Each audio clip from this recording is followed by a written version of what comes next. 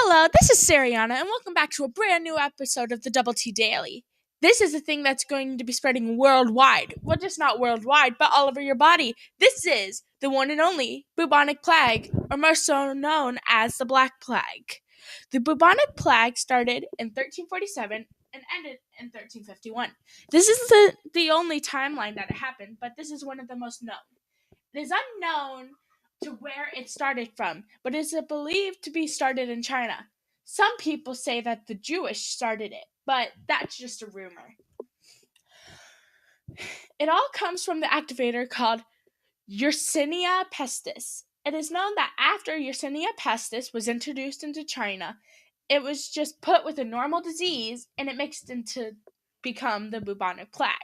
So it's basically taking activator and your slime and putting it to make a finished product. It's bigger and it's better than what it was before. The plague was mostly found on the fleas, and the fleas would go onto the rats and infect them, and then the rats would infect the animals, and the animals would infect the humans. So everyone was not safe. No one was safe. Everyone was in harm's way. It actually killed more people than at least 4 wars put together. 60% of all of Europe's population was killed. That's a lot of people. But only 25 million out of the 50 million infected died. That's pretty good. I was thinking, oh my gosh, what if 50 million people died? But 25 million of them were safe. The activator in the actual disease put together makes the plague. And so it makes it worse than it would have been before. So now here's the question. How did people survive? What happened? How did they help? Well, I will answer that question in a few seconds, but first, I'm going to tell you what happens when you get it. So, after a period of 2 days, you get a fever, a headache, chills, and general impairment, and it just appears suddenly. You don't know what happens. It just appears out of nowhere. And then, after a few hours or days, patients notice the presence of bubo, which is a painful touch. It's like 1 to 10 centimeters in diameter, and it's located in the groin, armpit, or neck general area and can ooze. So it's like a big cyst, and it burns more and it hurts more. It's really bad. And then they probably end up dying from either A, blood loss, B, disease, or C, starvation.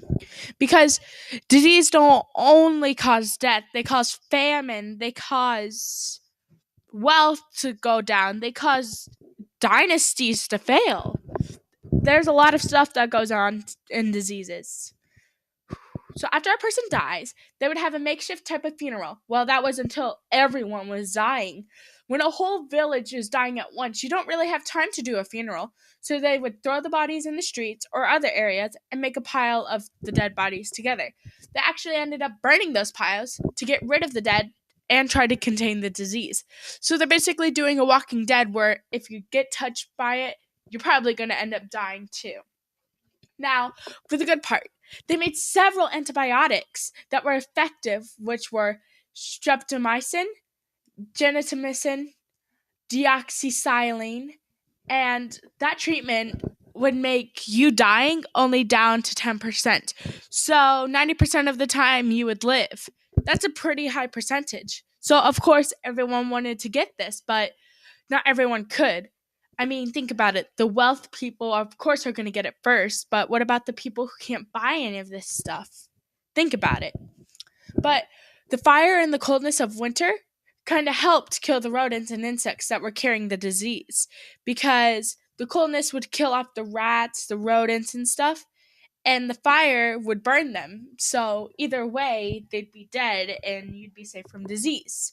The doctors during the plague wore bird masks, and that made them slightly resemble the Grim Reaper. They pleaded that they were doing it to keep themselves from getting contaminated, but we don't believe that. Because see, if you were about to die and you see someone looking at the Grim Reaper, you're thinking, oh my gosh, I'm already dead. I'm probably going to die. So your self-will is going to go down, and that gives the disease more room to spread and take over because you've given up. Even though the Black Plague was in Europe, Just because the Black Plague was in Europe doesn't mean anything. It could have been all the way and all over anywhere else, but it just so happened to be in Europe. But guess what? They got over it, and now they're the amazing country today. Hi, Europe. Still doing okay? But there are rumors that the Black Plague is still roaming in a dark corner somewhere in the world, waiting for the next outbreak. Maybe it's true, maybe it's not. But hey, that's it. This is the end of another video. Sariana signing off.